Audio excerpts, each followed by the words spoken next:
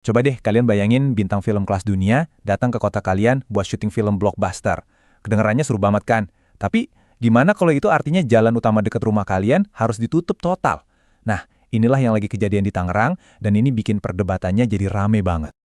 Yep, ini bukan cuman headline berita biar heboh doang. Sebuah produksi film skala raksasa benar-benar bisa loh menghentikan sebagian denyut nadi sebuah kota. Dan ceritanya ini melibatkan beberapa nama yang wah, besar banget. Oke, kita kenalan dulu yuk sama para pemain utamanya. Project film ini adalah film laga Korea Selatan yang judulnya Extraction Tiger. Pemerannya, nah ini dia yang bikin heboh. Ada Lisa dari Blackpink dan aktor laga Ma Dong-seok. Dan lokasi yang jadi pusat perhatiannya, Kota Tangerang di Indonesia. Jadi, gimana sih sebenarnya rencana resmi di balik semua ini? Yuk kita coba lihat dari sudut pandang pemerintah kota dan pihak yang berwenang. Jalan yang dimaksud ini namanya Jalan KS Tubun. Lokasinya persis di sekitar pintu air 10. Buat warga Tangerang, wah ini sih salah satu jalur vital banget buat aktivitas mereka sehari-hari. Nah, yang menarik dari jadwal ini, mereka tuh udah langsung main tutup jalan gitu aja. Coba perhatiin deh, ada 2 hari khusus, tanggal 28 dan 29 Januari, yang dipakai cuma buat uji coba dan rekayasa lalu lintas. Ini nunjukin kalau persiapannya serius banget sebelum akhirnya jalan ditutup total selama 2 hari penuh di tanggal 30 dan 31 Januari 2026. Kalau dari sisi pemerintah, alasannya sih jelas ya. Mereka menekankan kalau ini cuma penutupan sementara. Proyek ini juga udah dapat lampu hijau dari tingkat paling atas loh, bahkan melibatkan Mabes Polri dan kementerian-kementerian terkait.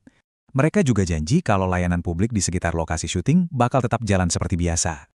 Malah Wali Kota Tangerang, Pak Syahrudin, sampai secara langsung minta maaf ke publik. Ini nunjukin kalau pihak berwenang sadar betul bakal ada gangguan yang ditimbulkan, meskipun mereka menggambarkannya sebagai sesuatu yang sifatnya sementara. Tapi gimana ceritanya dari sisi orang-orang yang setiap hari tinggal dan kerja di sana?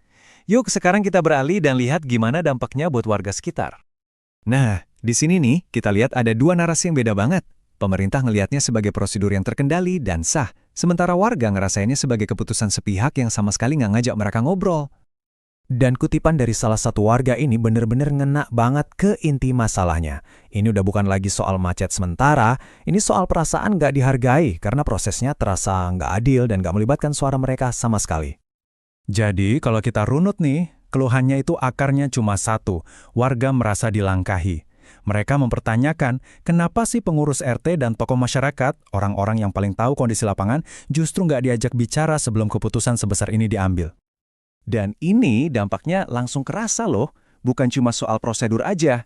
Rekayasa lalu lintasnya memaksa warga buat menempuh jarak yang lebih jauh. Perjalanan yang biasanya singkat, jadi lebih lama, dan pastinya lebih melelahkan. Kejadian ini akhirnya membawa kita ke sebuah pertanyaan yang lebih besar. Gimana sih cara kita menyeimbangkan daya tarik sebuah proyek global dengan kebutuhan real dari komunitas lokal? Dan ternyata, Tangerang itu bukan satu-satunya lokasi. Produksi film ini juga rencananya bakal mengambil gambar di Kota Tua Jakarta, salah satu kawasan bersejarah yang paling sibuk. Ini nunjukin skala proyeknya emang masif, dan potensi konflik yang sama bisa banget terjadi di tempat lain. Pada akhirnya, ini adalah pertarungan klasik, keuntungan ekonomi dan citra internasional melawan kenyamanan warga sehari-hari. Pertanyaannya jadi begini, siapa sih yang seharusnya punya suara terakhir saat proyek global datang ke halaman belakang rumah kita?